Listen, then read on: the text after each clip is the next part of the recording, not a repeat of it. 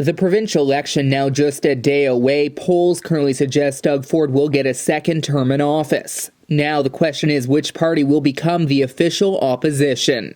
In Ottawa, there are two main ridings to watch. Ottawa West Nepean, where the progressive Conservative candidate got in last time with less than a few hundred votes, and Ottawa Centre, which went from Liberal to NDP in 2018. Joel Harden has served as the MPP there for the last 4 years. He's fighting for a second term, and polls suggest he's neck and neck with the riding's Liberal candidate. Well, the first departure point, Charlie, is I commit to continue to listening to them and to prioritizing what matters to our folks in the community. The overarching slogan for this campaign is put the community first. That's at the heart of everything we do. So that's why we were there at Billings Bridge to support those neighbors that wanted to send a message to the Ottawa convoy peacefully but firmly. That's why we fought for and won that public inquiry into the light rail transit system, so we find out what's in that contract. That's why we were there for education workers and healthcare workers when they were forced to go on strike or do job actions to get this government's attention. We believe that that's the way you do politics. So we've held over 60 meetings of various kinds, town halls, some online, some in person. And the richness of all of those interactions has helped us prioritize what to work on. Harden said he's passionate about getting better funding for schools and improving conditions inside long-term care homes. He also wants to see better consultation done for the future of Lansdowne Park and the future campus of the Civic Hospital. Ottawa Centre's Liberal candidate Katie Gibbs has seen her support rising in the polls and is looking to show the Ontario Liberal Party in a new light. She's passionate about fighting climate change and creating a better response to the COVID-19 pandemic. I've been an environmentalist for pretty much my whole life. We are at that point where it is a now or never moment for climate action. You know, Ford has been taking us in the absolute wrong direction. We really can't afford 4 more years of his disastrous environmental policies.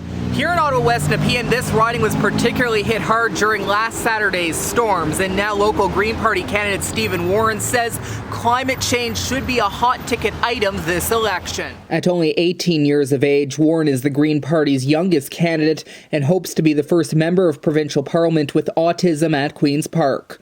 Warren says the recent derecho storm, which ripped through parts of Ottawa West Nepean, is proof that climate change is real and action needs to be taken quickly.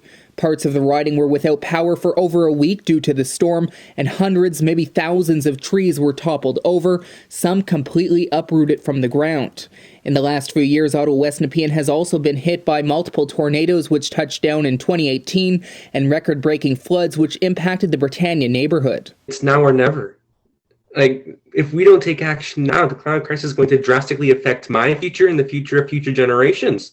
We have to take action now, and it's fundamental we take action now. We saw Merivale Road, the whole thing. The power lines are down, cars are trapped. I threw out $400 of groceries, as well as all of my other voters in the area. They threw out $100 of food, all wasted because of climate disaster. We're going to see more of this. Well, us Ontario Greens, we support a $2 billion climate adaptation fund for municipalities because we need to see more action when people are suffering from climate disasters. We need to see more visiting, not no-shows, not showing up to announce a new highway extension, which will, by the way, increase carbon emissions. What we need to see action. We need to see support for people, caring for people. In 2018, Ottawa West Nepean PC candidate Jeremy Roberts won the riding with less than 200 votes. NDP candidate Chandra Pasma, who is running again this time, came in a close second place. The Roberts campaign said he wasn't available for an interview and won't be making himself available to the media until after the election is over. His main challenger, Liberal candidate Sam Balazar, did agree to an interview and said she's feeling confident about winning the riding on June 2nd. Balazar is passionate about improving conditions inside long-term care homes and having better support for nurses and hospital staff. She looks after her aging mother, who has Alzheimer's. I'm a mother. I have 2 boys, ages 9 and 11. So during the pandemic, education became a real issue. Even before that, watched the teachers struggling, and I stood with them at that time too. But that's only one part of this whole journey. The other part of it is my mom. She lives with me after my dad passed away in 2016. We saw something wasn't right, and we found out that she has Alzheimer's. She lives with me. I'm her caregiver. So I'm like your poster child for sandwich generation. I have PSWs and nurses in my home every single day. They help me and take care of my mom, and my husband and I do the same. So these were two really deciding factors for me, because I saw there was a real issue here with our healthcare and education, environment being the other one, and also affordability and housing. Ottawa West Nepean NDP candidate Chandra Pasma did not respond to multiple requests for an interview, but polls currently suggest she will come in third place with 26% of the vote.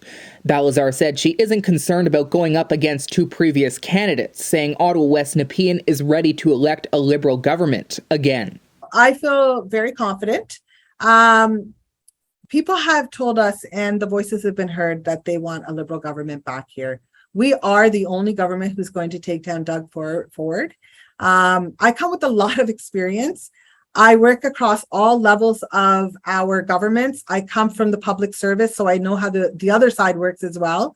I know how to work along party lines. I bring something very fresh, very different here. Back in Ottawa Centre, Liberal candidate Gibbs says the Liberal Party is ready to rebuild after their defeat in 2018. I think all governments get an expiration date at some point. Like you can only be in power for so long. And I think there's no question that in 2018, the Liberals' expiration date was up. And so I think that you saw a lot of people, shift to the NDP in hopes that would stop Ford. But that didn't work.